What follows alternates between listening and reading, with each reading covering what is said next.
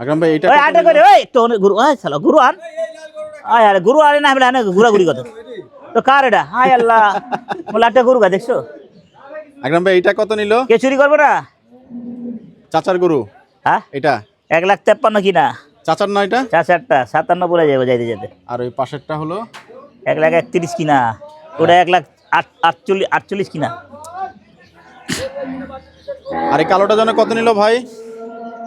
1,37,000 1,37,000 200 200 200 লেখানি দেয় নাই ও আবার আচ্ছা 500 টাকা চায় শালা বান্দর আচ্ছা যাই হোক চমৎকার কিছু গরু কিন্তু আজকে আকরাম ভাই কিনলেন রাজশাহী সিটি এমন চমৎকার হবে বড় সাইজের ছোট আরো সাইজ আরো বড় হবে।